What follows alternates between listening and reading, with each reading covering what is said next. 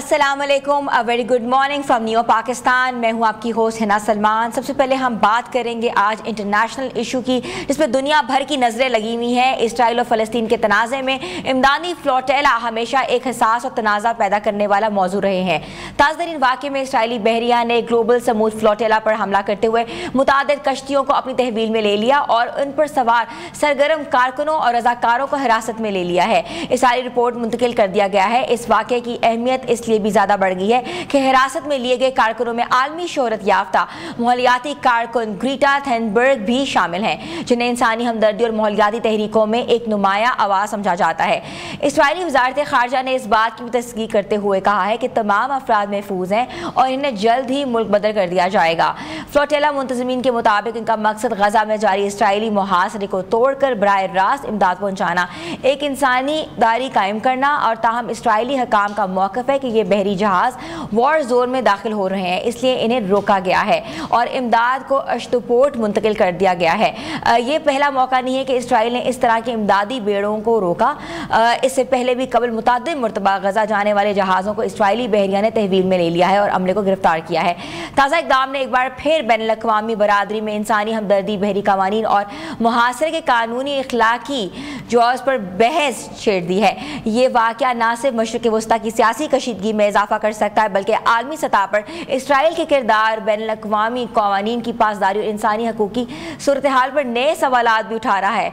महल बैनुल-अक़वामी अमूर के लिए ये सवाल है कि क्या इसराइल ग्लोबल समूद को आगे जाने देंगे या इधर ही रोक दिया जाएगा। सारी सिचुएशन पे हम बात करेंगे और बात करने के लिए हमारे साथ मौजूद है साबिक सग़ीर नगमाना हाशमी साहिबा, जिनको मैं शो में वेलकम कर रही हूँ। जी अस्सलाम वालेकुम। वालेकुम अस्सलाम, थैंक यू वेरी मच। नगमाना जी, कल से सुन रहे हैं बहुत डिफरेंट किस्म की ना सिर्फ स्टेटमेंट्स आई हैं बल्कि सोशल मीडिया पे वीडियोस आ रही हैं। ये ग्लोबल समूद जो था 44 से 47 कंट्रीज में मुश्तमिल था, ये एड लेके जा रहा था, क्यों रोका गया इन्हें? देखिए, मुझे तो इसमें कोई हैरत नहीं है, क्योंकि उन्होंने पिछले 18 साल से किसी भी इमदादी जो फ्लोटेलाज हैं और कोशिशें हैं उनको नहीं होने दिया गया। ये पहली दफा तो नहीं है कि उन्होंने फ्लोटेला को रोका है, पहले भी कई दफा ये हो चुका है। तो मुझे तो बिल्कुल नहीं थी कि ये उसको वहां पहुंचने देंगे, तो मुझे तो हैरत नहीं। Having said that, इस पे इंसान क्या कह सकता है सिवाय इसके कि ये एक हठधर्मी है, ये एक जेनोसाइड जारी है, जिसमें उनको पहले मारा गया, बमबारी की गई, सैकड़ों हंड्रेड्स अब तो थाउजेंड्स क्या अब तो लाख से ऊपर बात चली गई है कि बच्चे, औरतें, माएँ सबको मार दिया गया है। और अब जो है, जो लोग भूखे वहां मर रहे हैं, बच्चे मर रहे हैं, रोज आ रहा है कि जी हर घंटे में 1 या 2 बच्चे भूख की वजह से बिलक बिलक के मर जाते हैं। तो ये इससे ज्यादा बड़ी बर्बरियत, इससे ज्यादा बड़ी दहशतगर्दी और जुल्म क्या हो सकता है। लेकिन देखिए, ये जुल्म, ये दहशतगर्दी, ये बर्बरियत, इसमें आप जितना मर्जी इजराइल को गालियां दे ले, जितना मर्जी उन्हें बुरा भला कह ले, लेकिन इजराइल खुद तो नहीं कर रहा। इसमें हमारे अपने लोग भी शामिल हैं। वो ममालिक जिनसे हम बहुत रवाबित बढ़ाने की तरफ जा रहे हैं, शादियाने बजा रहे हैं, उनकी अगर पुष्ट पनाही ना हो तो क्या इजराइल ये कर सकता है? वो मुस्लिम ममालिक जिन्होंने अब्राहम अकॉर्ड्स करके और अपने तो जो इकोनॉमिक इंटरेस्ट हैं और अपनी जो सिक्योरिटी है उनको कॉम्प्रोमाइज करके और उसको या महफूज बना के इजराइलियों की को सेक्रीफाइस करके ही किए हैं ना ये, और बाकी भी लाइन में खड़े हैं कि जी किसी तरह कोई हो जाए तो हम भी इजराइल को जो है वो रिकग्नाइज कर लें।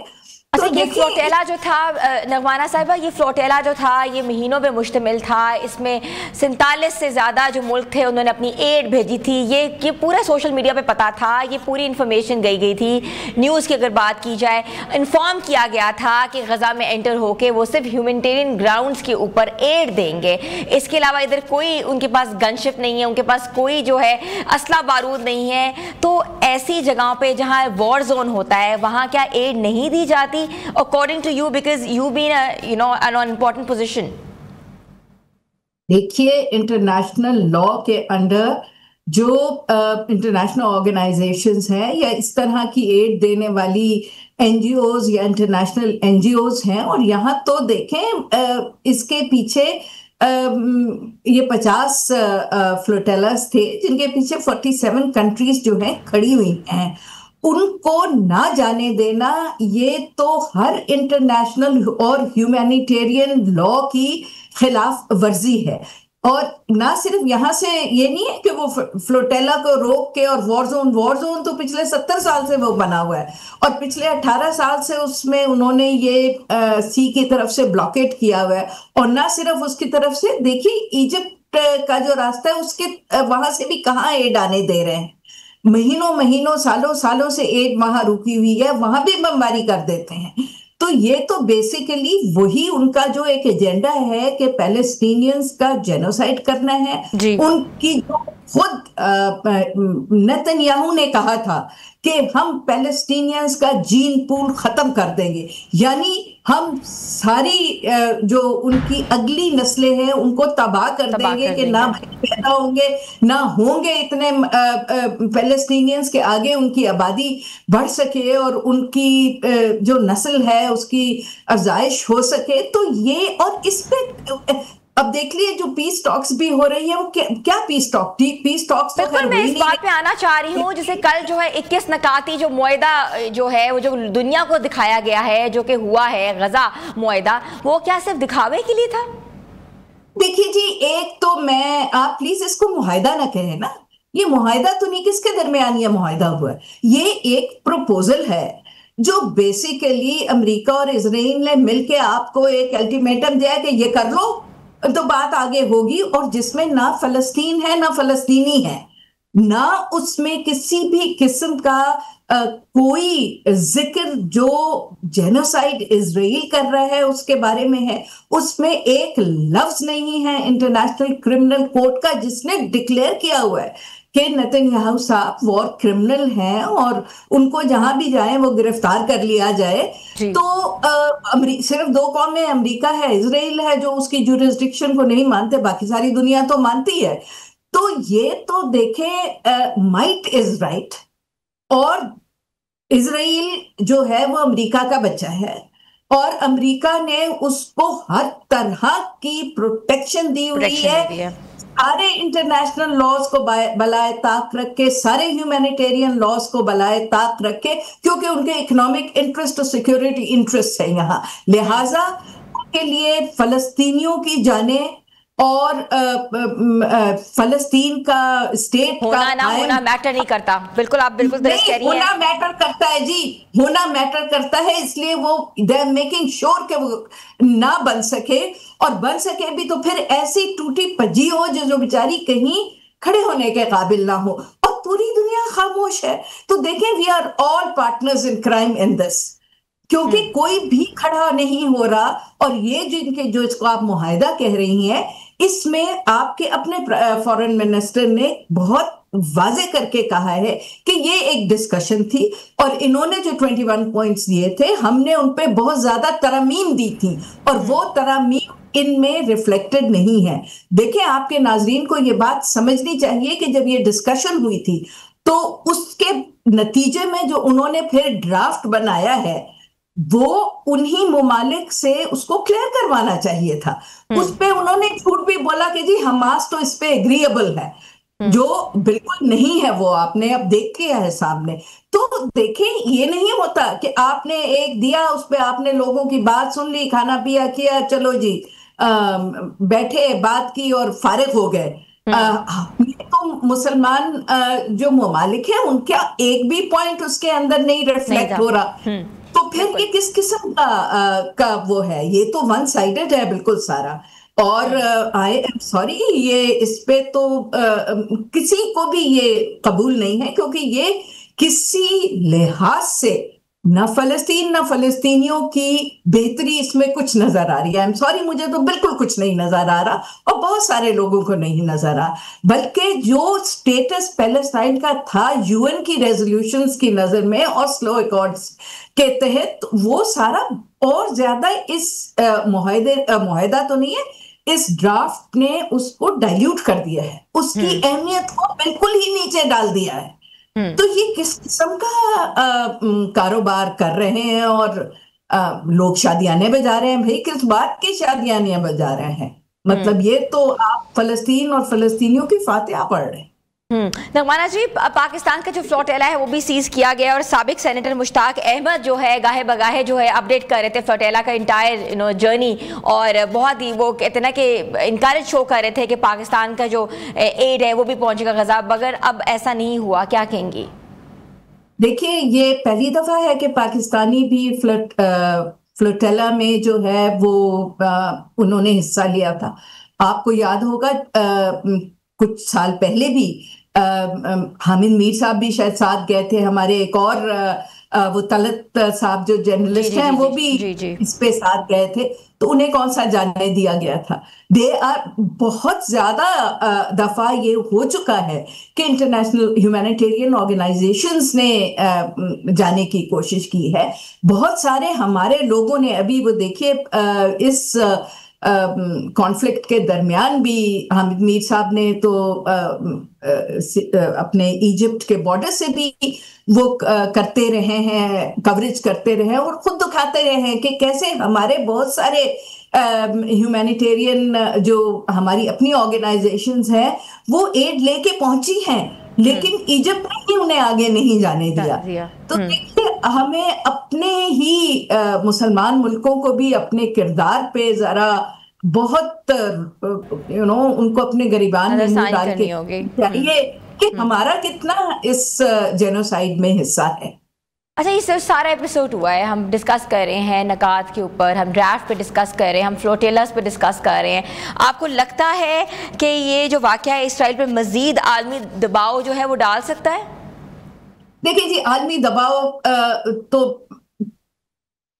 جب تک امریکہ اور ٹرمپ صاحب ایک آہنی دیوار بن کے ان کے پیچھے کھڑے ہوئے ہیں، کوئی بھی انٹرنیشنل دباؤ جو ہے وہ قبول نہیں کرے گا وہ، کیونکہ وہ تو ایک انٹرنیشنل بلی بنا ہوا ہے نا. یہ تو ایسے ہی ہے جیسے ایک گنڈا آ گیا ہے اور اس کے پیچھے ایک بہت بڑا جو ڈان ہے وہ اس کو پروٹیکشن اور حفاظت دے رہا ہے اور کہہ رہا ہے کہ جس کو مرضی مار دو، اور کھلی ان کو وہ ہے. ورنہ دیکھیے انٹرنیشنل دباؤ کیا کم ہے.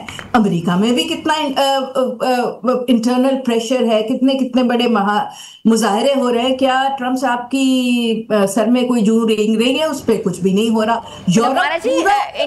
آپ بالکل بات صحیح کہہ رہی ہے، مگر یہاں جو اسرائیلی لابی ہے کیا وہ ڈومینیٹ نہیں کرتی امریکہ میں؟ جی بھائی ظاہر سی بات ہے، وہ سارے جو امیر اور انٹیلیجنٹ وہاں کے لوگ تھے، جب جرمنز نے ان کی پرسیکیوشن کی تو ان کو تو امریکہ اٹھا کے لے گیا تھا.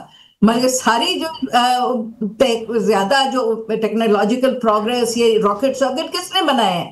یہ تو سارے آپ کے یہی یہودی سائنٹسٹوں نے بنائے ہیں جن کو امریکہ نے اپنی شہریت دے دی تھی. ٹھیک ہے نا. اور دوسرا، اتنے زیادہ جوز ہیں جو یورپ میں تو بہت کم ہے، لیکن امریکہ میں تو سب سے زیادہ جوز جو ہیں وہ وہاں رہتے ہیں، اور ان کا ظاہر سی بات ہے بڑے بڑے بزنس سارے ان کے پاس ہیں، بڑے بڑے ان کے پارلیمنٹیرینز بھی بن چکے ہیں، ان کی انٹر میرجز بڑی فیملیز میں ہو گئی ہیں کرسچنز اور ان کی. اور وہ تو سارا امریکن سسٹم بیسیکلی تو اسرائیلیز چلا رہے، یہودی چلا رہے. تو آپ کیسے اس کو ڈسکنیکٹ کریں گے؟ ظاہر سی بات ہے وہ نہیں ہو سکتا. بہت بڑی لابی ہے. اور دوسرا یہ بھی تو ہے نا کہ جو ان کا یہ ڈیفنس کا پوری انڈسٹری ہے، اس میں بھی یہودیوں کا بہت بڑا ہاتھ ہے. جب اس طرح کے ایک बहुत ही बड़ा बुली, जो एक डाइंग बुली है इस वक्त, अमेरिका, इसमें कोई दो राय नहीं है कि it is on the decline, और वो राइटिंग ऑन द वॉल है। टाइम लगेगा बट होगा इवेंचुअली। वो इस वक्त उसको भी अपने सर्वाइवल का वो है कि जी किसी भी तरह हम इस अपनी डिक्लाइन को जितना स्लो कर सकते हैं, जितना रिटार्ड कर सकते हैं को, हम अपनी धमकियों में ला के अपनी तरफ कर सकते हैं, वो हम कर लें ताकि एट द एंड हमारा कुछ तो बच जाए। इस वक्त उनका कुछ बचता नजर नहीं आ रहा। तो ये तो एक वाइडर, अभी आप देखिए ना, ट्रम्प साहब ने जो कहते हैं जी मुझे पीस अवार्ड मिलना चाहिए और फलाना होना चाहिए, क्या उन्होंने किया है? उन्होंने अपने उसका जो इनका पेंटागन था उसका नाम दोबारा वही पुराना रख दिया है, मिनिस्ट्री ऑफ डिफेंस, डिफेंस से हटा के उनको वॉर, डिपार्टमेंट ऑफ वॉर कर दिया है।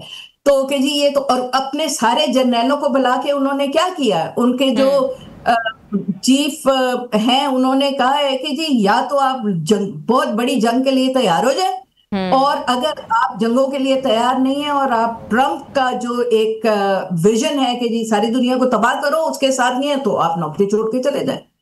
तो देखिए ये जो है, ये इस तरह के सॉफ्ट पैडलिंग से कि आप उनको, अभी ये जो ट्रम्प साहब पहली उन्होंने टर्म में सऊदी अरब ने क्या किया था, उनको 5 बिलियन 500 बिलियन दिए थे, इस दफा वो 600 बिलियन ले गए हैं उनसे, और कतर में सारे उन्होंने पैसे रखे हुए, ये किया है वो किया। आपके इतने ज्यादा फाइनेंशियल और लिंक्स, और आपने इन सारे जो अरब ममालिक हैं उनकी सारी दौलत जो है वो यूरोप और अमेरिका में उन्होंने इन्वेस्ट की हुई है। और बिल्कुल आप सही कह रही है नगमाना जी, बिल्कुल यू आर एब्सोल्युटली राइट। तो हमारे साथ मौजूद थी नगमाना हाशमी, साबिक सफीर on the issue, very important issue, international issue है कि 47 के करीब जो फ्लोटेलाज हैं उनको सीज कर दिया गया है, और जो भी कारकन हैं उनको पकड़ कर जो है वो पकड़ लिया गया है। और इसके साथ साथ एक इम्पॉर्टेंट चीज़ जो है कि पाकिस्तानी फ्लोटेला ना सिर्फ उसको सीज किया गया है, बल्कि साबिक सेनेटर जो है मुश्ताक अहमद साहब को भी गिरफ्तार कर लिया गया है, और उनकी इतलात भी आ रही हैं। अब देखना यह है कि क्या इंटरनेशनल दबाव पड़ेगा, इंटरनेशनल प्रेशर क्या होगा, क्या फ्लोटेलास को गजा जाने दिया जाएगा कि पहले की तरह ही वापस अपने मुल्कों में भेज दिया जाएगा। छोटी सी ब्रेक पे जा रहे हैं, ब्रेक के बाद हम वापस आते हैं। आप देख रहे हैं न्यू पाकिस्तान।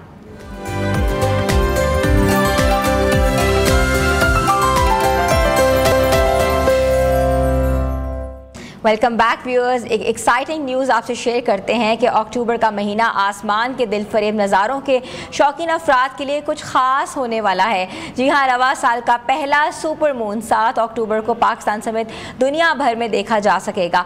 सुपर मून दरअसल उस वक्त बनता है जब चांद अपनी गर्दिश के दौरान ज़मीन के करीब तरीन मकाम पर होता है और अपनी रोशनी और हजम के बाइस मामूल से चांद से कहीं ज़्यादा बड़ा और रोशन दिखाई देता है। माहिरीन फल्कियात के मुताबिक 17 अक्टूबर की रात आसमान पर नमूदार होने वाला सुपर मून आम दिनों के चांद से 14% बड़ा और तकरीबन 30% ज़्यादा रोशन होगा। ये 11 माह बाद होने वाला पहला सुपर मून होगा। इससे कबल ऐसा दिलकश मनाज़र नवंबर 2024 में देखा गया था। दिलचस्प बात यह है कि इस साल ये वाहिद सुपर मून नहीं होगा, बल्कि नवंबर और दिसंबर में भी सुपर मून का जादू आसमान को रोशन करेगा। नवंबर का सुपर मून तो ख़ास तौर पर इस साल का सबसे रोशन दिलकश चांद होगा, जो ज़मीन से सिर्फ 2,21,000 मील के फासले पर होगा। फल्कियाती माहिरीन के मुताबिक जब सुपर मून उफ़क़ के करीब होता है तो वो अपने हकीकी हजम से भी ज़्यादा बड़ा दिखाई देता है। ये महज एक ऑप्टिकल इल्यूजन नहीं, यानी आंखों का धोखा होता है जब आसपास की इमारतें और दरख्त चांद के साथ काबिल में आ जाते हैं तो मज़ीद बड़ा नज़र आने लगता है। 7 अक्टूबर की रात का ये नायाब नज़ारा फल्कियात के शायकीन के लिए एक यादगार लम्हा होगा। तो अपनी डायरी में ये तारीख जो है नोट कर लें, क्योंकि रवा साल के पहले सुपर मून का दिलकश मनाजिर आप यकीनन मिस नहीं करना चाहते होंगे। तो 7 अक्टूबर जो है वो दिन है जिसमें आप सुपर मून को देख सकते हैं। पहले ज़माने में सुपर मून को हमेशा से ही कहते हैं ना कि क्रॉप्स के साथ, एग्रीकल्चर के शोबे के साथ वाबस्ता किया जाता था। जिस ज़माने में पहले जो है आप फसल काटते थे तो वहाँ सुपर मून कहीं ना कहीं देखा जाता था, और वो भी महीना अक्टूबर का होता था, क्योंकि वो सारा क्रॉप जो है, सारी फसल जो है वो सर्दियों के लिए स्टोर की जाती थी। मगर बदलते वक्त के साथ साथ और मौसम की तब्दीली के साथ साथ सुपर मून भी बदल गया है। जहां सुपर मून अक्टूबर में आएगा, वहां नवंबर और दिसंबर में भी हम सुपर मून देख सकते हैं। और सुपर मून से जुड़े हुए बहुत सी मिथ्स हैं, बहुत सी ऐसी कहते ना कि स्टोरीज़ हैं जो हमें नानी और दादी हमें सुनाया करती थी कि जब चाँद पूरा लाल हो जाता है और चाँद के इर्द गिर्द जो किरणें आती हैं तो वो कहते हैं ना कि एक गुड लक लेकर आता है। तो इसी गुड लक के साथ साथ कि इस साल जो है सुपर मून पाकिस्तान के लिए कौन सी गुड लक लेकर आएगा तो देखना ये है। तो ज़रूर सुपर मून को आप देखिएगा, महसूस भी कीजिएगा। और कहते हैं ना कि इसके ऊपर आप पूरी एक स्टोरी राइट भी कर सकते हैं, क्योंकि हमारे अक्सर बच्चे जो हैं वो ऐसी साइंटिफिक चीज़ों के साथ बहुत ज़्यादा दिलचस्पी भी लेते हैं। और स्कूल्स में भी अब बहुत ज़्यादा ऐसे प्रोजेक्ट्स कराए जाते हैं, ऐसी चीज़ें बनवाई जाती हैं जो कि कहते हैं ना कि आपके और नेचर के करीब हो। तो ये एक ऐसी चीज़ है जो कि काफ़ी सालों बाद आती है और इसको कहते हैं ना कि इस यादगार लम्हे को आप कैप्चर कर सकते हैं, अपने टेलीस्कोप्स निकाल सकते हैं, कैमरास निकाल सकते हैं, देख सकते हैं, इसके ऊपर रिसर्च कर सकते हैं और आगे आने वाले फ्यूचर में इस रिसर्च को आप कहते हैं ना कि आप सेफ एंड स्टोर कर सकते हैं अपनी राइटिंग के ज़रिए। तो सुपर मून जो आने वाला है वो एक अहम एक पहलू है। इस पहलू को कैसे सेलिब्रेट करना है और कैसे इस चीज़ को मोमेंट को यादगार बनाना है, क्योंकि मोमेंट की वैल्यू होती है। जो मोमेंट यादगार बनाना चाहिए उस मोमेंट को हमेशा से स्टोर और कहते हैं ना कि नज़रबंद कर देना चाहिए। तो नज़रबंद करने के लिए हमारे पास बड़े अच्छे ऑप्शंस हैं, अपने फ़ोन्स के ज़रिए, अपने कैमरास के ज़रिए, टेलीस्कोप के ज़रिए ना सिर्फ देखें बल्कि इसको नज़रबंद भी करें। और ये भी कहा जाता है कि जब जो है अर्थ जो है वो करीब आ जाता है मून के तो अपनी किरणें जो हैं वो कहीं ना कहीं फेंकता है, जिससे सुपर मून जो है वो नज़र आता है। तो व्यूअर्स ज़बरदस्त किस्म की स्टोरी है और स्टोरी इसलिए है क्योंकि हम चाहते थे कि हमारे व्यूअर्स देख सकें और जान सकें कि सुपर मून आने वाला है। छोटी सी ब्रेक पे जा रहे हैं, ब्रेक के बाद हम वापस आते हैं, आप लोग हमारे साथ रहें।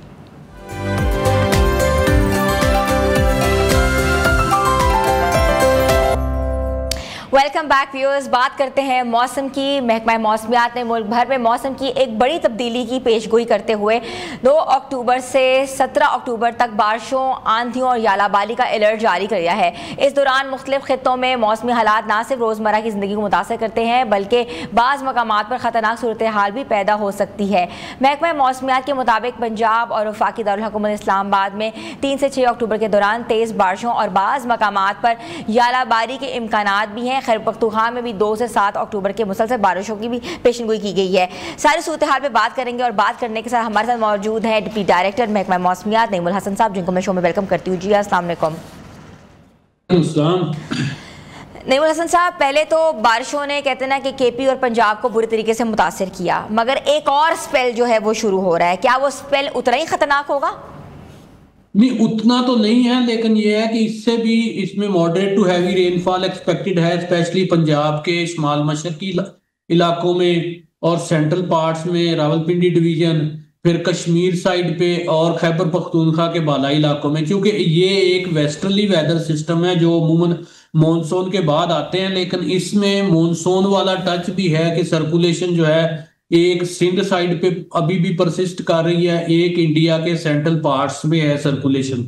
तो वो दोनों सर्कुलेशन जो है 2 दिन के बाद फर्दर मर्ज होके तो फिर अरेबियन सी से मॉइस्चर इस सिस्टम को फीड होता है। उसकी वजह से हम एक्सपेक्ट कर रहे हैं कि इसमें जो मॉडरेट टू हैवी रेनफॉल होगी बालाई एरियाज में, मुल्क के जो बालाई इलाके, इनमें स्पेशली पंजाब के बालाई और वस्ती इलाके, खैबर पख्तूनख्वा के बालाई इलाके, जीबी के एरियाज और आज़ाद कश्मीर के एरियाज, इनमें ये सिस्टम फोकस्ड रहेगा।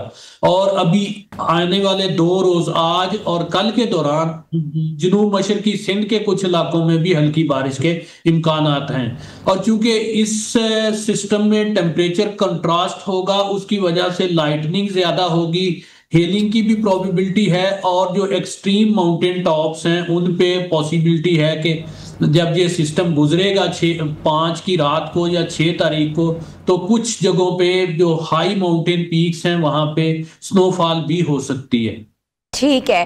اچھا پہلے تو ہم نے دیکھا کہ پری مانسون ہوا, پھر اس کے بعد مانسون ہوا, اب پوسٹ مانسون ڈپریشن جو ہے وہ ہو گیا ہے, اور وہی علاقے جو سب سے زیادہ متاثر ہوئے تھے, پنجاب کے علاقے, کے پی کے علاقے, جی بی کے علاقے, وہی اب واپس لپیٹ میں آ رہے ہیں. اور آپ نے کہا جیسے کہ سنو فال بھی متوقع کی جا رہی ہے, تو اس سے کیا کیا نقصانات ہو سکتے ہیں؟ اس میں یہی ہے کہ دوبارہ سے ریورس میں جو فلو جنریٹ ہوں گے, کوئی پاسبلٹی ہلی ایریاز میں لینڈ سلائیڈ کی ہو سکتی ہے, گلوف ایونٹ اس کی بھی پاسبلٹی کو رول آؤٹ نہیں کیا جا سکتا. پھر چلی ونڈز ہوں گی, ونڈ سٹارم بھی پاسبل ہے, اسپیشلی جو سیمی ماؤنٹینس ریجنز ہیں وہاں پہ ہیلنگ کی بھی پروبیبلٹی ہے. تو یہ اسپیشلی 4 اکتوبر 5 اور 6 زیادہ فوکس جو سسٹم ہوگا 5 اور 6 کو زیادہ انٹینس ہوگا. تو اس دوران جو وزٹرز ہیں, جو ناردرن ایریاز کو وزٹ کرنے والے ہیں, یا یہ شمال مشرقی پنجاب, آزاد کشمیر کے ایریاز اسپیشلی, تو ان لوگوں کو چاہیے کہ وہ احتیاطی تدابیر اختیار کریں, اپنی موومنٹ کا جو ہے نا وہ ویدر کنڈیشنز کو مد نظر رکھتے ہوئے موومنٹ کی پلاننگ کریں. تو نعیم الحسن صاحب, محکمہ موسمیات نے کوئی الرٹ جاری کیا ہوا ہے, کوئی ٹریول روٹ پلان دے دیا ہوا ہے؟ کیونکہ پہلے بھی بہت سے حادثات دیکھنے میں آئے ہیں. نہیں, ہمارا کام تو ارلی وارننگ ایشو کرنا ہے نا, پریس ریلیز وارننگ وہ ایشو کرنا, اور ایریاز کا مینشن کرنا, پھر اس کے پاسبل امپیکٹس جو جس طرح میں نے آپ سے ڈسکشن کی کہ یہ امپیکٹ اس کے ہو سکتے ہیں, تو ان کے متعلق اداروں کو آگاہ کرنا. تو آگے کنڈیشنز کو مد نظر رکھتے ہوئے جو متعلقہ ادارے ہیں وہ بلینڈ کرتے ہیں کہ کہاں پہ کس طرح ٹریفک کو مینج کرنا ہے, کتنا لوڈ رکھنا ہے. جی بالکل ایسا ہی ہے, بالکل ایسا ہی ہے. نعیم الحسن صاحب, آپ ہمیں سن پا رہے ہیں؟ جی یس ہاں جی سن رہا ہوں. اچھا نعیم الحسن صاحب, یہ بتائیے گا کہ اس بار یہ بھی سنا گیا ہے کہ جو موسم سرما ہے وہ بہت انٹینس ہوگا, 30 to 40% جو ہے وہ پچھلے سالوں کا ریکارڈ توڑے گا, کیا ایسا ہے؟ لیکن دیکھیں, ابھی جو سناریوز ہیں اس کے مطابق ہم 100% شیورٹی کے ساتھ نہیں کہہ سکتے کہ یہ ایسا ہی ہوگا. لیکن یہ ہے کہ 1-2 جس طرح ابھی گلوبل وارمنگ کی وجہ سے ڈیفرنٹ سناریوز ہیں کہ ہم ہر سیزن میں ایکسٹریمز جو ہے نا آبزرو کر جاتے ہیں, تو اس ایکسٹریمز کی پاسبلٹی کو رول آؤٹ نہیں کیا جا سکتا. لیکن یہ ہے کہ ہم جس طرح یہ سوشل میڈیا میں چل رہا ہے, اپنی ہر کوئی ایکسپلینیشن دے رہا ہے, تو اس طرح کی کنڈیشنز نہیں ہیں, ایک وہ خوف و ہراس سوسائٹی پہ پیدا کرنے والی اس طرح کی نہیں ہے. 1-2 سپیلز جو ہیں وہ ایکسٹریم کولڈ کے آئیں گے, ظاہر ہے سرما کا سیزن ہے, اس میں سردی تو پڑتی ہے, لیکن کہ پرولونگ کر جائے گا سیزن, یا پھر وہ بہت شدید ہوگا, ہسٹوریکل ریکارڈ بریک ہوں گے, تو اس طرح کی پاسبلٹی نہیں ہے, ابھی نہیں دیکھنے میں آ رہی. ٹھیک ہے. اچھا تھوڑا سا یہ بھی بتا دیں کہ بلوچستان اور سندھ کی طرف جو بارش کا پیٹرن ہے وہ کیسا ہوگا؟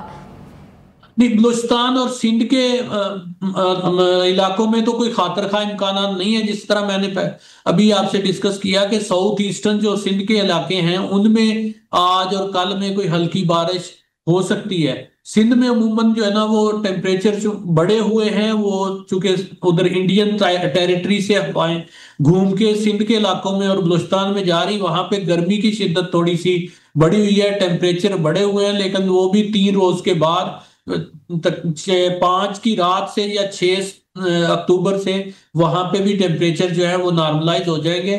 لیکن بلوچستان کے جو انتہائی شمالی علاقے, کوئٹہ یوب کے ایریا, وہاں پہ ایکسپیکٹڈ ہے کوئی ہلکی بارش ہو جائے گی.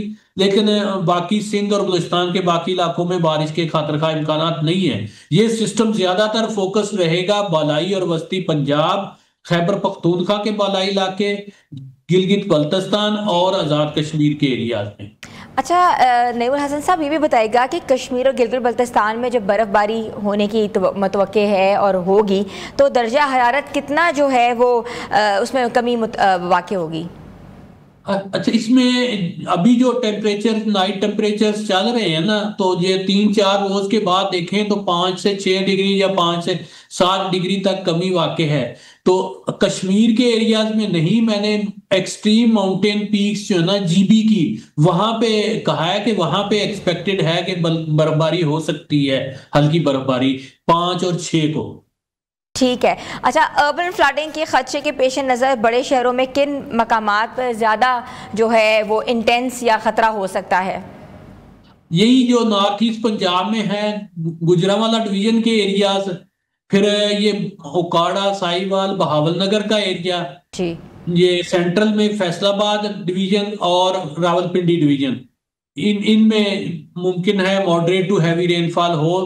باقی جو ہے ہمارے ایسٹرن ریور کیچمنٹ, جو ستلج کیچمنٹ ہے, اس کے کیچمنٹ میں بارش جو ہے نا وہ ہمارے پاکستانی ریجن میں بھی اور انڈین سائڈ پہ بھی ایکسپیکٹڈ ہے. بہت بہت شکریہ نعیم الحسن صاحب, ڈپٹی ڈائریکٹر محکمہ موسمیات, ہمیں اپڈیٹ کر رہے تھے. انہوں نے کہا ہے کہ الرٹ جو ہے وہ جاری کر دیا گیا ہے. اب محکمہ اور جو ادارے ہیں ان کا کام ہے لوگوں تک آگاہ کرنا اور مزید اس میسج کو فارورڈ کرنا. وہ چھوٹی سی بریک پہ جا رہے ہیں, بریک کے بعد ہم واپس آتے ہیں. آپ دیکھ رہے ہیں نیو پاکستان.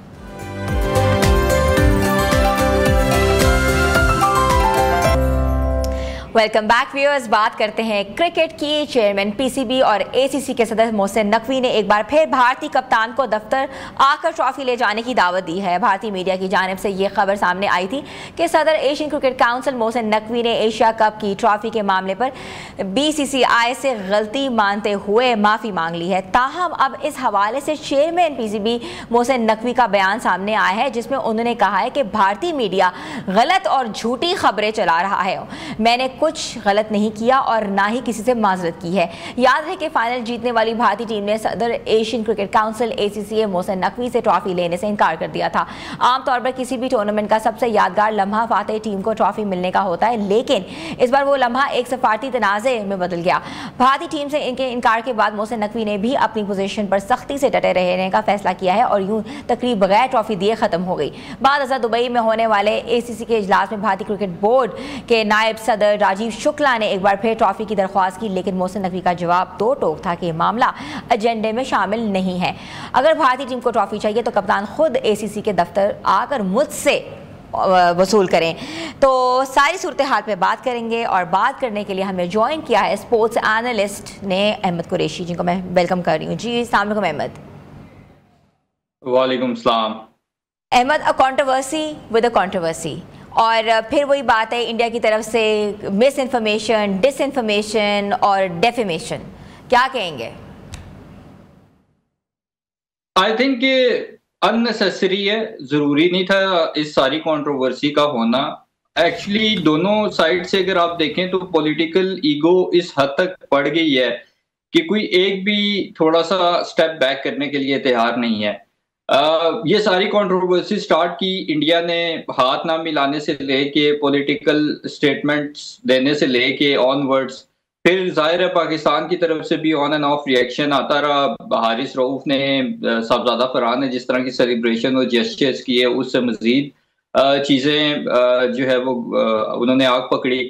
پھر اس کے بعد فائنل میں جس طرح کی باتیں ہوئیں, جس طرح کی چیزیں ہوئیں, وہ بھی نہیں ہونی چاہیے تھیں. آئی تھنک کہ محسن نقوی صاحب نے بالکل ٹھیک کیا ہے, کیونکہ وہ اے سی سی کے چیئرمین ہیں اور رولز اینڈ ریگولیشنز تو خیر ایک سائڈ پہ آپ رکھ دیں, لیکن جو ایک طریقہ کار ہے وہ یہی ہوتا ہے کہ جو سپروائزر ہوتا ہے آرگنائزیشن کا, وہ آ کے ٹرافی ہینڈ اوور کرتا ہے.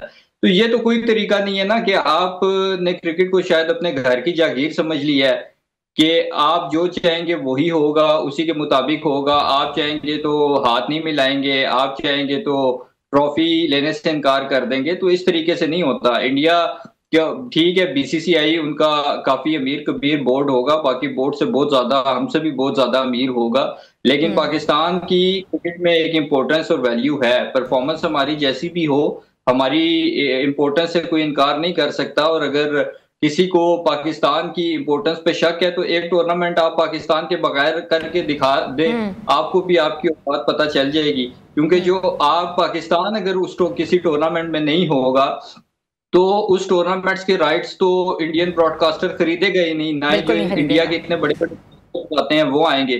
تو میرے خیال میں دیکھیں بڑے بڑے ملکوں کے درمیان بھی جب جنگیں ہوتی ہیں تو بات at the end table talk पे सेटल होती है। हमारी और इंडिया की जंग हुई थी, चाहे हमने अमेरिका के थ्रू या किसी के भी थ्रू बात की हो, बैठ के फिर हमें बात करके जंग रोकनी पड़ी। तो जब वो रुक गई तो ये अननेसेसरी चीजें करने की जरूरत इस वजह से नहीं है क्योंकि ये फिर आगे चलती रहेंगी। अब 4 तारीख को वुमेन का मैच है, तो क्या उसमें भी यही सब हरकतें होंगी? तो ये चीजें अननेसेसरी हैं और इनको रुकना चाहिए, क्योंकि ये फिर इस तरह तो क्रिकेट फील्ड पे जिसका जो दिल करेगा वो करता रहेगा। अच्छा, आपने कल देखा होगा अजीब किस्म के जो टॉन्ट्स हैं वो पड़ रहे हैं, स्टेटमेंट्स आई हैं कि मोहसिन नकवी जो है ट्रॉफी उठा के घर ले गए हैं, वो ट्रॉफी के हकदार नहीं है, क्या ये ट्रॉफी करेंगे। बहुत सी किस्म की हमने देखी मीम्स भी बनी हुई है, मगर उसके बरक्स ये भी कहा जा रहा है कि ट्रॉफी को यूएई में छोड़ दिया गया था before he was landed in Lahore. देखें, ट्रॉफी उन्होंने कोई घर तो नहीं लेके जानी थी। उनका ट्रॉफी इंडियन टीम को ना दिलवाने का मकसद ये था कि भाई उन्होंने लेनी है तो जो एसीसी का चेयरमैन है उसके हाथ से लें। ये कोई इंडिया, यहाँ पे इंडिया की टीम ऊपर से तो नहीं उतरी हुई कि वो जो कहते रहेंगे हम करते रहेंगे। आगे भी इंडिया ने एक ड्रामा लगाया हुआ था कि जब इंडिया में कोई टूर्नामेंट होता था हमारी टीम चली जाती थी। 28 साल बाद यहाँ चैंपियंस ट्रॉफी हुई तो उनको सिक्योरिटी कंसर्न्स याद आ गए। Australia, England, New Zealand, south Africa, बड़ी बड़ी टीम्स आई, उनको तो कभी कोई प्रॉब्लम नहीं हुआ। तो कहने का मकसद ये है कि वो बिल्कुल उन्होंने ठीक स्टैंड लिया। और इंडियन मीडिया तो अब उसकी मैं क्या ही बात करूं, जिसने लाहौर, कराची, इस्लामाबाद पे कब्जा करा दिया था, हम सबको गिरफ्तार करा दिया था, तो उसको क्या सीरियस लेना है। और इंडिया के लोगों को भी थोड़ी सी अक्ल होनी चाहिए कि आपका मीडिया आपको जहां लगाता है आप लग जाते हैं कि जी मोहसिन नकवी ने माफी मांग ली, ये हो गया, वो हो गया। आप लोगों को अभी भी अकल नहीं आई कि जब पाकिस्तान और इंडिया की जंग हुई तो आपके मीडिया ने आपको किस तरह से मैनिपुलेट किया कि कराची में कब्जा हो गया, लाहौर में कब्जा हो गया। वो सब देखने के बावजूद आपका मीडिया आज भी आपको जो बताता है आप उस तरफ लग जाते हैं। तो फिर आप लोगों की भी अकल को सलाम है। बहुत सेंसेशनल प्रोपोगेंडा किया गया था उस जमाने में भी, उस वक्त में भी, लेकिन अब जो प्रोपोगेंडा किया है वो सूर्या कुमार यादव ने किया है। कहते हैं कि पाकिस्तान जो है वो हमारा कोई राइवल नहीं है, कोई आर्च राइवल नहीं है। अगर राइवलरी नहीं है तो फिर ये सब कुछ क्यों? देखें, पहली बात तो ये है कि सूर्या कुमार यादव कौन है? वो कौन होता है ये कहने वाला कि पाकिस्तान और इंडिया की अब राइवलरी नहीं है? पाकिस्तान की परफॉर्मेंस जैसी भी हो, इंडिया और पाकिस्तान की राइवलरी थी, है और हमेशा रहेगी।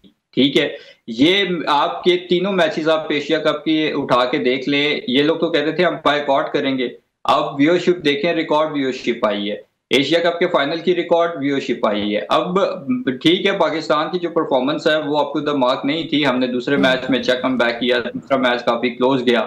तो राइवलरी तो एक है। अगर राइवलरी ना होती तो इंडियन ब्रॉडकास्टर बेवकूफ तो नहीं है कि इतने पैसे दे के राइट्स खरीदता उसको, इस वजह से कि अगर 3 मैचेस होते हैं तो उसको रेवेन्यू जनरेट होगा। ये इतनी बड़ी बड़ी जो मेगा कंपनी स्पॉन्सर करती हैं वो बेवकूफ तो नहीं है। तो वो जो मर्जी कहता रहे, उसके कहने से कोई फर्क नहीं पड़ता। आई थिंक कि जहां तक सूर्या कुमार यादव की बात है, उसका मुझे नहीं लगता कि उसको कोई ऐसा प्रॉब्लम थी पाकिस्तान से या पाकिस्तान क्रिकेट टीम से, क्योंकि अगर उसको प्रॉब्लम होती तो वो मोहसिन नकवी से और सलमान अली आगा से एशिया कप की प्रेस कॉन्फ्रेंस वाले दिन ही हाथ ना मिलाता। तब उसने अगर हाथ मिला लिया और बाद में ये सारा टोपी ड्रामा किया तो इट मीन्स कि वो जब उसने हाथ मिलाया तो उस हाथ मिलाने के बाद जो इंडियन मीडिया और अवाम की तरफ से एक रिएक्शन आया, उस रिएक्शन को वो बर्दाश्त नहीं कर सका, उस क्रिटिसिज्म बर्दाश्त नहीं कर सका। तो फिर जाहिर मैं या आप भी अगर एज अ प्लेयर हों और एक टूर पे गए हुए हैं, एक इवेंट खेलने के लिए गए हुए हैं, तो फिर हम यही करेंगे कि यार अगर हाथ मिला के गालियां ही खानी है, और जब गालियां खाएंगे तो कहीं ना कहीं साइकोलॉजिकल इम्पैक्ट पड़ेगा और परफॉर्मेंस पे इफेक्ट पड़ेगा। एक और चीज देखने में आई कि पोस्ट मैच में जब क्वेश्चंस हुए हैं डिफरेंट जर्नलिस्ट के, तो कप्तान का जो बॉडी लैंग्वेज थी, that was so humiliating towards the journalist and was not answering properly and making fun of everyone. Why? ऐसा तो कभी हुआ ही नहीं है। Cricket has always been, although it's an entertainment, but it has some protocols. बिल्कुल ऐसा नहीं होना चाहिए था, लेकिन देखें हमें भी ना कुछ कड़वे जो सच है उनको एक्सेप्ट करना चाहिए। अगर उन्होंने हमारा मजाक उड़ाया, अगर ये सब कुछ किया, तो हमने ही उन्हें मौका दिया है, हमारी टीम की परफॉर्मेंस ने उनको मौका दिया है। आप मुझे एक बात बताएं कि क्या पाकिस्तान अगर इंडिया को हरा देता 3 में से 2 मैचेस भी, तो इंडिया की टीम या इंडिया का कप्तान इस तरीके से बिहेव करता? क्या वो इस तरीके से ये सारी कंट्रोवर्सी करते? कभी भी ना करते। ہمیں تو وہی بات ہے نا کہ مروایا ہی اپنوں نے ہے، ہماری اپنی ٹیم نے ہی ہمیں کہیں منہ دکھانے کے قابل نہیں چھوڑا۔ باقی رہ گئی بات، دیکھیں ان لوگوں نے تینوں میچز جیتے ہیں، ان کا اپر ہینڈ تھا، تو جی انہوں نے اپنی آرمی کو بھی ڈیلیکیٹ کیا، جو بھی وہ تو خیر ہمیں بھی پتا ہے اور ساری دنیا کو پتا ہے۔ میں تو یہ نہیں کہتا کہ آپ پاکستانی میڈیا کی یا پاکستانی آرمی کے کہنے پہ چلیں، آپ انٹرنیشنل میڈیا اٹھا کے دیکھ لیں، آپ جو مودی صاحب کہتے تھے my dear friend Donald Trump, اسی کی بات سن لیں، اسی کی بات پہ یقین کر لیں کہ کس نے کس کے جہاز گرائے اور کس نے ہاں ان کو ریچ آؤٹ کیا تھا۔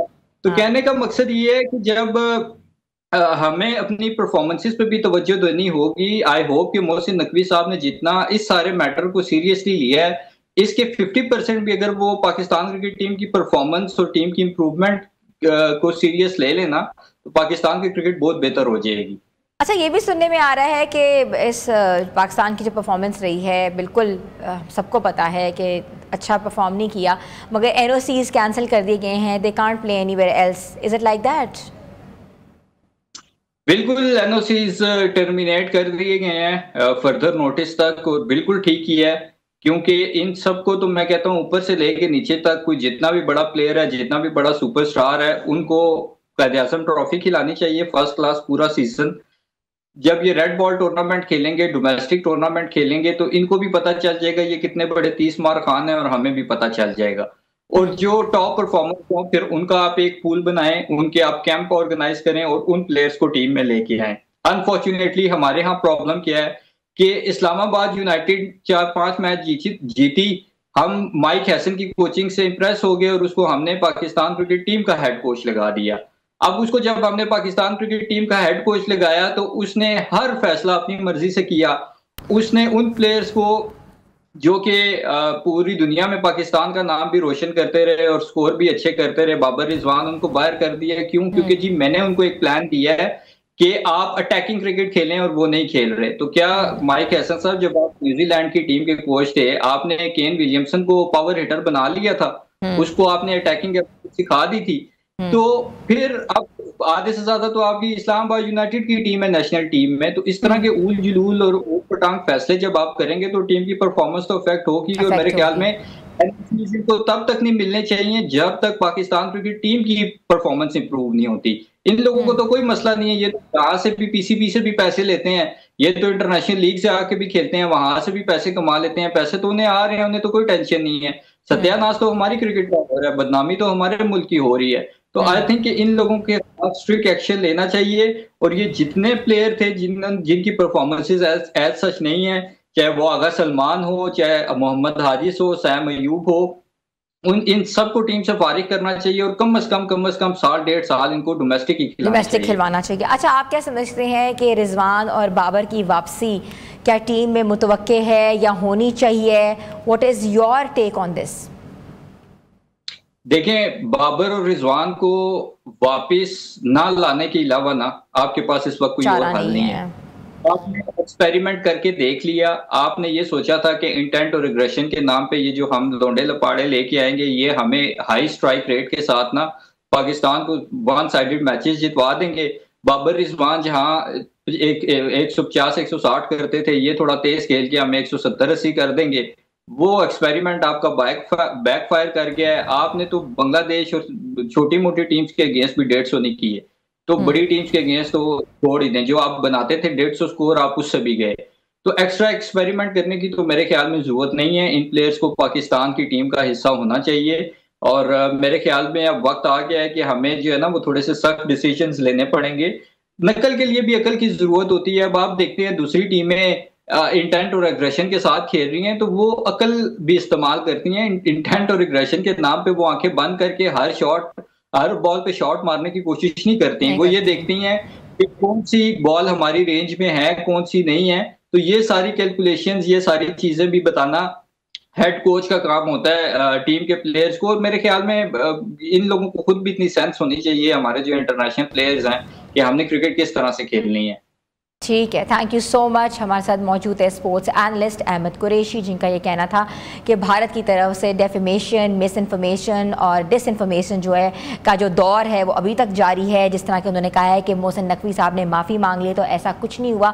कल रात को ही ट्वीट हुई है जिन्होंने कहा है कि मैंने ऐसा कुछ किया है, ना मैं ऐसा करने का इरादा रखता हूँ। तो ट्रॉफ़ी लेनी है तो ACC के ऑफिस से आके ले लें, तो अगर उनको ट्रॉफ़ी की ज़रूरत है तो they most welcome to come to ACC and get the trophy, otherwise उनको ट्रॉफ़ी नहीं मिलने वाली। व्यूअर्स, छोटी सी ब्रेक पे जा रहे हैं, ब्रेक के बाद हम वापस आते हैं। आप देख रहे हैं न्यू पाकिस्तान।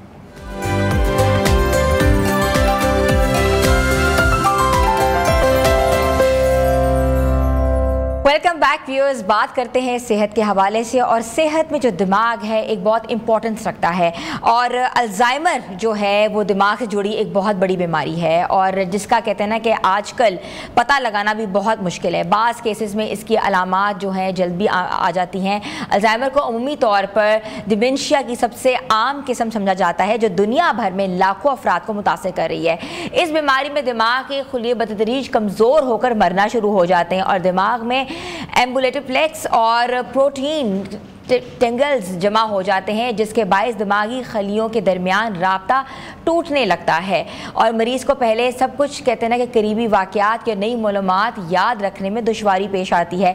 वक्त के साथ साथ ये मर्ज़ बढ़ता है और मरीज़ को फ़ैसला साजी, ज़बान की पहचान और यहाँ तक कि रोज़मर्रा के काम करने में भी मुश्किलात का सामना करना पड़ता है। अल्जाइमर सिर्फ मरीज़ ही नहीं है बल्कि पूरे ख़ानदान के लिए एक बड़ा इम्तिहान होता है, क्योंकि मरीज़ आहिस्ता आहिस्ता दूसरों पर मुकम्मल इन्हसार करने लगता है। अगरचे इस बीमारी का मुकम्मल इलाज अभी दरियाफ्त नहीं हुआ, मगर कहते हैं कि जदीद दुआएं और मुआलजाती तरीके मरीज़ की देखभाल, उसकी रफ्तार को सुस्त रखते हैं और मरीज़ की ज़िंदगी को कुछ हद तक बेहतर बनाना शुरू हो जाते हैं। तो आज हम बात करेंगे अल्जाइमर क्या है, इसको कर्ब कैसे कर सकते हैं, कौन कौन से अलामात आते हैं, और हमारे साथ मौजूद है न्यूरोलॉजिस्ट डॉक्टर अदनान सम, जिनको मैं शो में वेलकम करती हूँ। जी अस्सलाम वालेकुम। अस्सलाम वालेकुम। कैसे हैं डॉक्टर साहब? अल्लाह का शुक्र। डॉक्टर साहब, जो हमारा लाइफस्टाइल है, जैसे हम अपनी रोज़मर्रा की ज़िंदगी गुजार रहे हैं, हम सबको लग रहा है हम सबको अल्जाइमर है, क्योंकि हमें 2-2, 3-3 पुरानी दिन की बात याद नहीं रहती। क्या वजह है?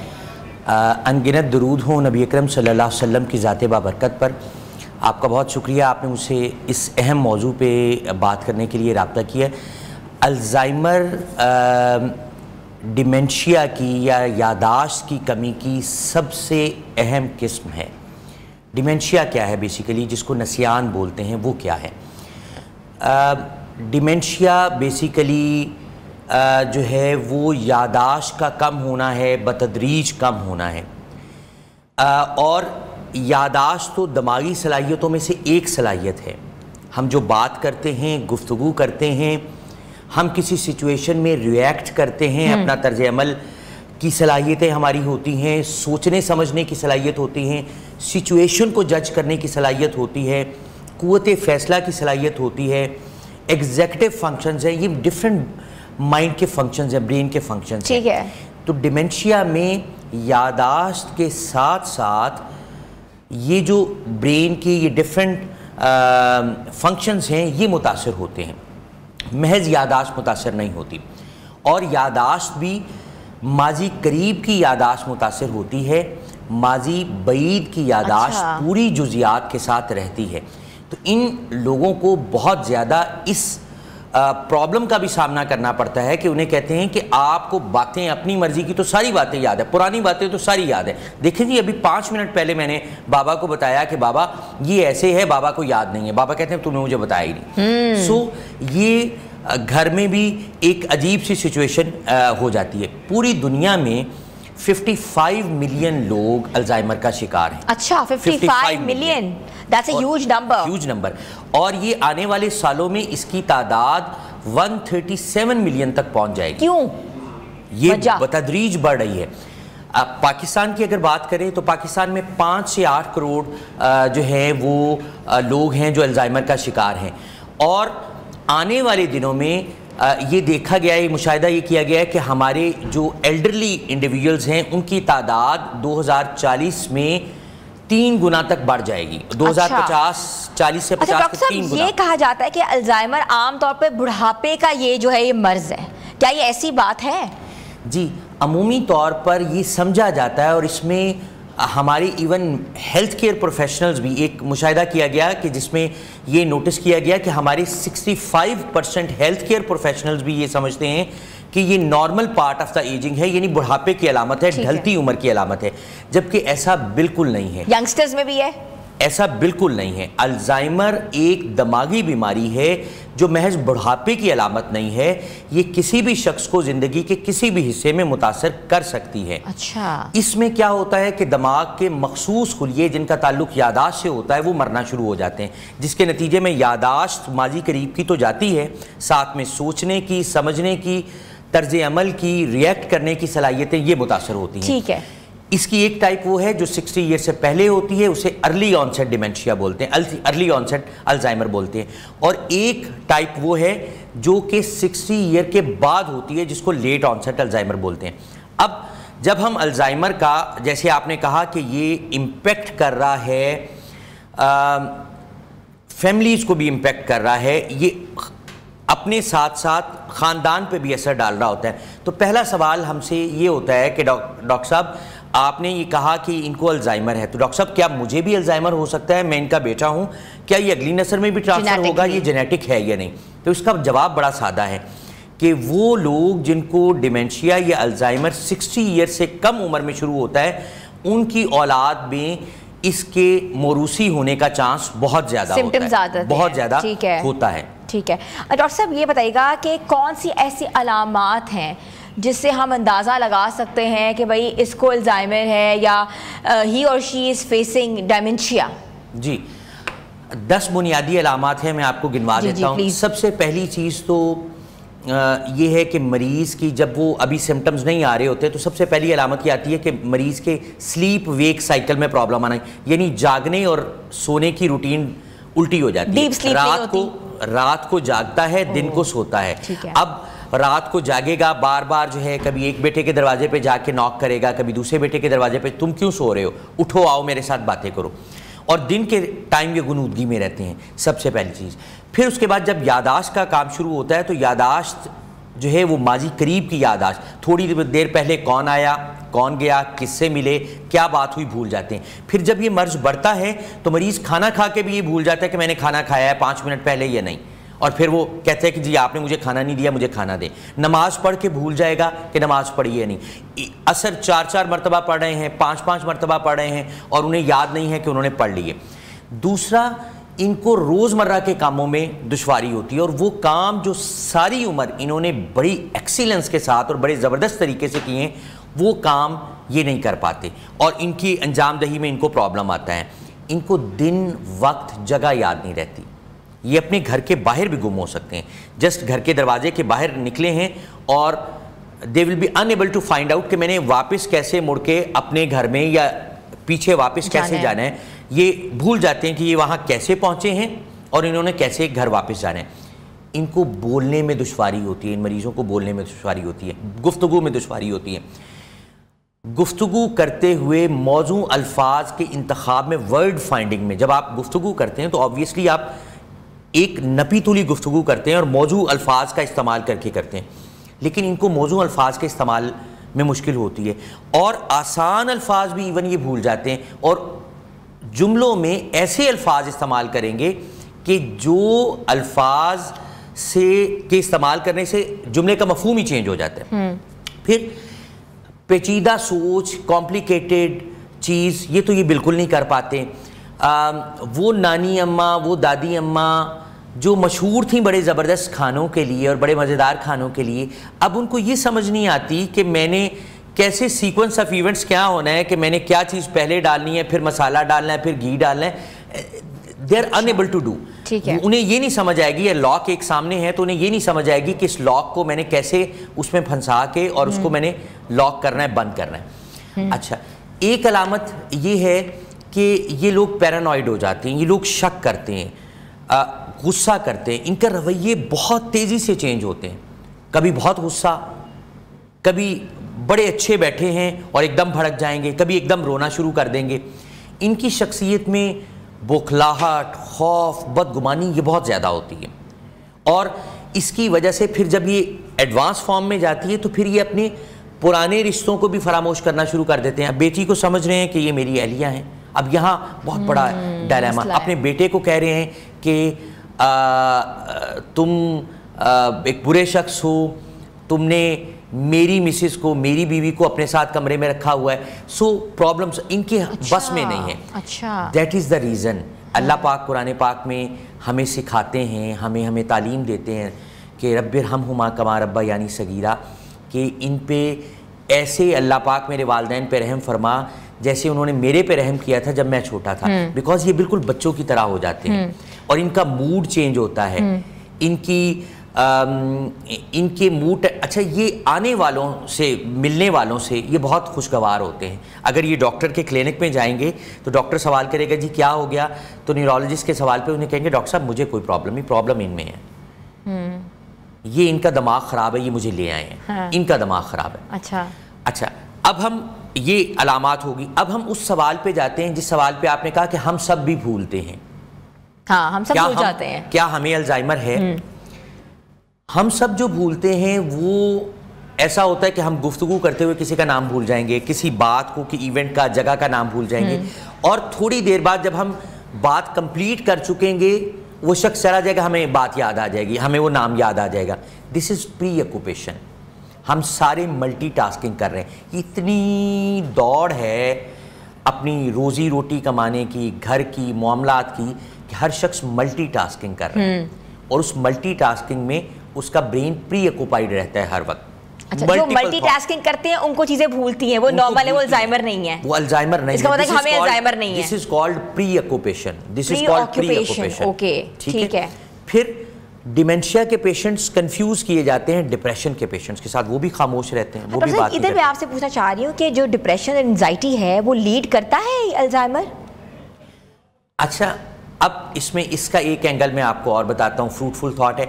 डिप्रेशन की दवा, अद्वियात, एंजाइटी की अद्वियात, नींद की अद्वियात इटसेल्फ यादाश्त में कमी का बायस बनती है।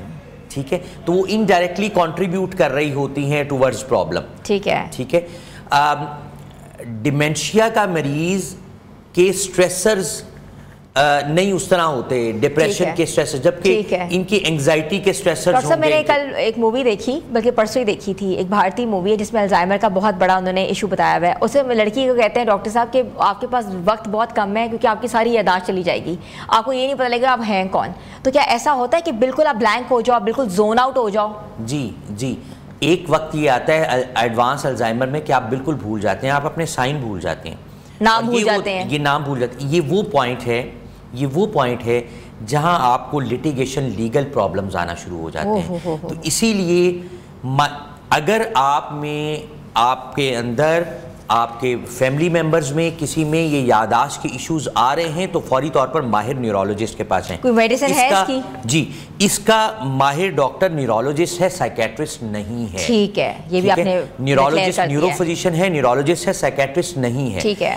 और ये आपकी तफसीली हिस्ट्री लेंगे, एग्जामिनेशन करेंगे और ट्रीटेबल कॉजेज ऑफ डिमेंशिया को रूल आउट कर देंगे, यानी वो कॉजेज ऑफ डिमेंशिया जो कि अल्जाइमर से अलग हैं। तो इसका मतलब है इसकी मेडिसिन्स हैं, अवेलेबल हैं और उन अद्वियात के साथ एक अच्छी क्वालिटी ऑफ लाइफ एंजॉय की जा सकती है। Thank you so much. हमारे साथ मौजूद है न्यूरोलॉजिस्ट डॉक्टर अदनान असलम, जिनका कहना है कि पाकिस्तान में तकरीबन 5 से 7 करोड़ लोग जो हैं वो अल्जाइमर के मर्ज में मुब्तला हैं और दुनिया में जो है तकरीबन 5.5 मिलियन लोग जो हैं इस बीमारी से लड़ रहे हैं। तो ये जो बीमारी है इसको कहते हैं ना कि बिल्कुल सीरियस लेना चाहिए और आप लोगों को न्यूरोलॉजिस्ट के पास आना चाहिए जिनको यादाश्त में प्रॉब्लम आ रही है और जिनकी यादाश्त जो है रोज़ बरोज़ गिर रही है। ज़रूरी नहीं है ये जो अलामात जो आप बताएंगे, 10 अलामतें ऐसी हैं जिनसे आप इस चीज़ को कंपेयर कर सकते हैं कि क्या आपको तो ऐसा कोई चीज़ नहीं है या आपको ऐसी बीमारी तो नहीं है।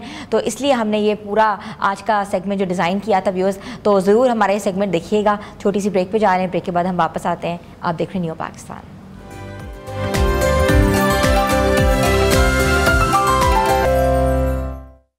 Welcome back viewers. पाकिस्तानियों के लिए खुशखबरी है कि पाकिस्तानी घुड़सवार उस्मान खान ने एशियन गेम्स के लिए क्वालिफाई कर लिया।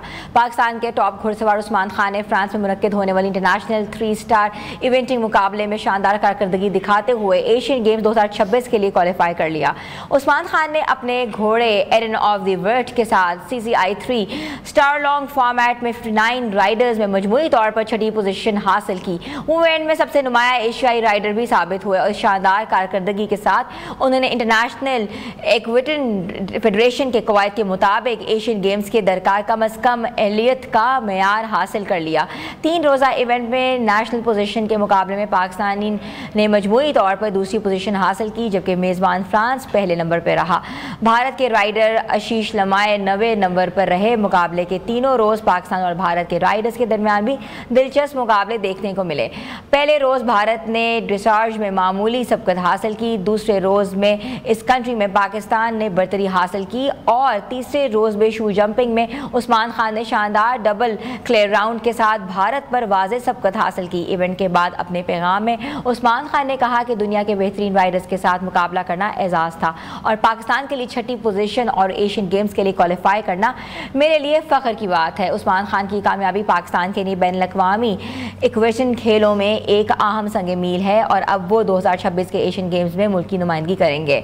और थोड़ी सी बात करते हैं शोबिस इंडस्ट्री के हवाले से। पाकिस्तान शोबिस इंडस्ट्री की चमकती सितारा हानिया आमिर ने बांग्लादेश के दौरे के दौरान मारूफ बांग्लादेशी यूट्यूबर इफ्तिखार हुसैन के घर खुसूसी दावत पर पहुंच गई, जहां वो न सिर्फ रवायती पकवानों से लुत्फ अंदोज हुई बल्कि मेज़बान ख़ानदान के साथ कीमती लम्हात भी शेयर किए। हानिया आमिर उस वक्त बांग्लादेश में मुख्तलिफ प्रमोशनल तकरीबात में शिरकत के सिलसिले में मौजूद है। इस दौरे के दौरान उन्होंने इफ्तिखार हुसैन और उनके अहले खाना के साथ घरेलू माहौल में गुजारे गए खसूसी लम्हात को सोशल मीडिया पर शेयर किया, जो फौरी तौर पर वायरल हो गए। इसी मुलाकात के दौरान हानिया ने बांग्लादेशी गुलाब जामुन से इस कदर लुत्फ अंदोज हुई कि उन्होंने मज़ाहिया अंदाज में मेज़बानों से पूछा क्या वो कुछ गुलाब जामुन अपने साथ पाकिस्तान ले जा सकती हैं। सोशल मीडिया सार्फिन ने हानिया आमिर की सादगी, इफ्तिखार हुसैन की मेहमान नवाजी और ख़ास तौर पर उनकी वालदा की गर्म जोशी के साथ जो इस्तकबाल है उसकी तारीफ़ की है। ये दिलचस्प मुलाकात दोनों ममालिक के शायकीन के दरमियान उस वक्त मौजू बहस बनी हुई है जब हानिया आमिर ने बांग्लादेशी सकाफत और खानों के हवाले से अपनी दिलचस्पी का इजहार किया है। तो हमारी जो सुपर स्टार है हानिया आमिर, उन्होंने दुनिया में पजीराई हासिल जाएं और अब वो बांग्लादेश में गई हैं, जहां अपनी प्रमोशन के सिलसिले में एक फैमिली के साथ उन्होंने यादगार लम्हे गुजारे हैं और वाकई वो यादगार लम्हे जो हैं वो बहुत वायरल हुए हैं। और ये भी कहा गया है हानिया आमिर की जानिब से कि बांग्लादेशियों ने बहुत ज़बरदस्त किस्म का उनका इस्तकबाल किया, बहुत पुरतपाक तरीके से उनको विशेस भेजी हैं और उनके काम को भी सराहा है। इसके साथ साथ उन्होंने ये भी कहा कि बांग्लादेश जाके उन्होंने मज़ेदार किस्म के पकवान खाए हैं और ख़ास तौर पर उन्होंने गुलाब जामुन की बात की है कि गुलाब जामुन बहुत ही उनके फेवरेट और कहते हैं ना कि मज़ेदार किस्म के उन्होंने गुलाब जामुन वहाँ पाए, जो उन्होंने कहा कि वो पाकिस्तान भी लेके जाना चाहती हैं। तो पाकिस्तानी सकाफत हो या बांग्लादेशी सकाफत हो, वैसे ही हम लोग भाईचारा के अंदर जो हैं वो साबित कदम रहते हैं और आगे आगे होते हैं। तो एक साबित कदमी ये भी है कि हानिया आमिर ने वहाँ वही भाईचारा महसूस किया जो कि कहते ना कि किसी का कहते ना कि कोई सेकेंड थाट इसमें हम नहीं दे सकते। और हमारी जो फेमस सुपरस्टार हैं उन्होंने ये सब चीज़ें जो हैं अपने सोशल मीडिया पे भी लगाई हैं और बताया है कि बांग्लादेशी कल्चर भी उतनी अहमियत रखता है जितना कि वो बाकी दुनिया के डिफरेंट कल्चर्स में जाके घूमती हैं और वहाँ तारीफ़ भी करती हैं। तो व्यूअर्स, आज का प्रोग्राम आपको कैसा लगा प्लीज़ बताइएगा ज़रूर। आपका फीडबैक हमारे लिए बहुत पॉजिटिव होता है। आपके कमेंट्स हमारे सोशल मीडिया पे जब आते हैं तो वैसे ही कहते हैं ना कि दिल बाग बाग हो जाता है। तो मिलेंगे कल एक नए प्रोग्राम के साथ। अपनी होस्ट हिना सलमान को इजाज़त दें, तब तक के लिए अल्लाह हाफ़िज़।